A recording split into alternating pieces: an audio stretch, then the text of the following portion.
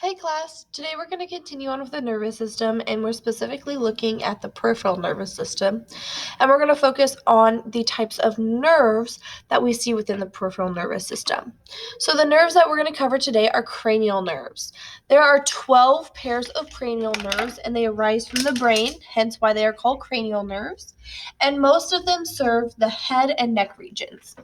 Now, there is one pair of nerves, which is known as the vagus nerves, which extend down into the thoracic. So remember, your thoracic is your chest and your abdominal cavity. So this is more like around your belly. So your chest and abdominal cavities. Now, most of these are considered to be mixed nerves. So that means mixed. They have both motor and sensory nerves. But 3 of them are sensory only, which means they only have afferent or sensory nerves. These are optic, which is your sense for sight, olfactory, which is your sense of smell, and vestibulocochlear. This is for hearing and your equilibrium, or otherwise known as your balance.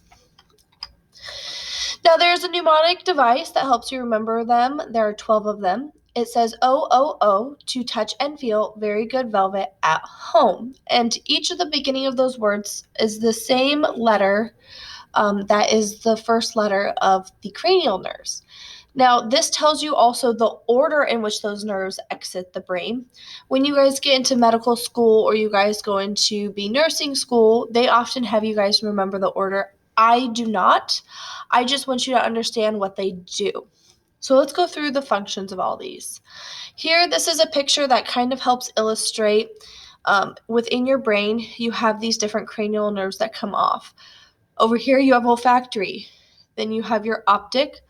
Then you have 3 over here, the ocular motor, the trochlear, and the abducens. Notice both of these are going to eyes. So these are all going to be eye movement, even though you can't read my writing.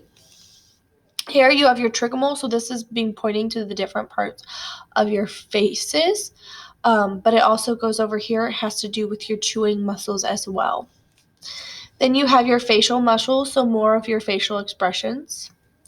And then you also have it where it's going to the different taste buds within your mouth and also to your eyes where your lacrimal bone is, where you can form teardrops. Here you have vestibular cochlear, which is both your hearing and your balance.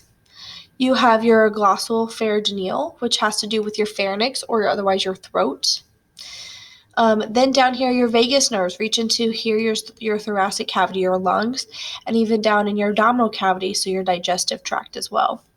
You have your accessory, which has to do with a lot with your neck muscles. You're going to learn that has a lot to do with your sternocleidomastoid muscle that we learned about in the muscular system, but also your trapezius muscle on the back of your neck. And then your last one is hyperglossal, which has a lot to do with your mouth, your throat, and your tongue. Okay. So let's go through each of these. Yes, I do expect you to know most of these for your test in terms of function. So I am mostly worried about name and function. So olfactory, this is sensory only, which means you are not going to be moving anything. You're just taking in sensations, and specifically this one is smell. Optic is the same way. It's only sensory, and this is for vision. So this allows you to see things. Here's where you get into more of the mixed nerves. So you have oculomotor. Oculo lets you know that it's for the eyes, and motor means that it helps move the eyes. So here it helps move the eyeball, but also lift the eyelid. And there are muscles in the internal eye that helps control the pupil size and your lens shape. Then you have the trochlear. These also control motor fibers and sensories from your eyes as well. So this, again, has to do with your eyes and eye movement. It applies motor fibers to the external eye muscle, and it allows you to help follow different moving objects. Cranial nerve 5, trigeminal.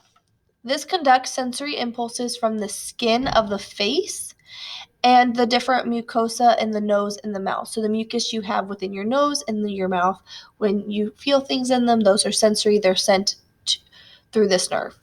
But it also has motor fibers for chewing muscles. So that's usually one most people see when they have this one. So here, the way it's tested is those facial senses are tested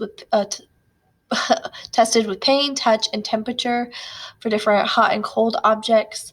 And then, of course, motor branch, it's going to ask you to open your mouth because that's your jaw, your chewing muscles.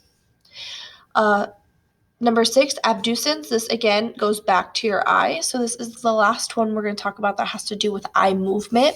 This helps with the motor fibers to a lateral eye muscle that lets you roll laterally or left to right and back and forth.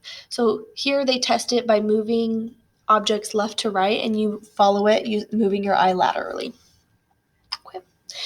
7, the cranial nerve 7, this has to do with your facial muscles. So it has to do with your facial expression. It has to do with your lacrimals, which is your bone up by your eyes. It forms teardrops. Your salivary glands helps secrete saliva. But it also has sensory nerves that help you taste things because it carries everything from the anterior or the front of your tongue, taste buds, to your brain to taste things like sweet, salty, sour, bitter substances. Okay. Cranial nerve 8, vestibulocochlear. This is purely sensory, and so it's sensory for balance and hearing. The next one, glossopharyngeal. If you don't know what a pharynx is, pharynx over here is underlined, it is your throat. So these control motor fibers within your throat, so it helps you swallow, but it also secretes saliva to help you swallow things easier. It has sensory impulses that has taste buds of the posterior tongue. So instead of being the front of the tongue, these are the taste buds in the back of your tongue. And then you have pressure receptors of the carotid artery. So when you feel for the carotid, we can feel that you're feeling that. If you felt something pounding in your neck, you're feeling your carotid artery pulse. Usually here it's tested by gag and swallowing reflexes since it has to do with your throat. If you can speak and cough, and then usually the back of your tongue is tested for taste.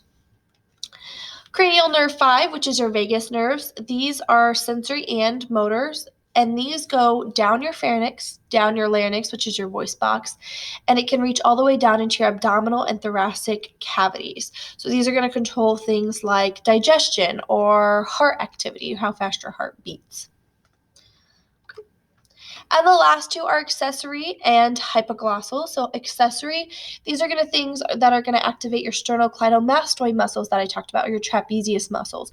Most of these are your back, neck, and shoulders.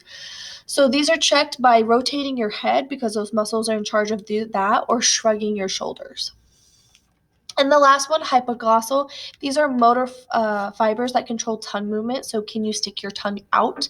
But it also does carry sensory fibers from the tongue.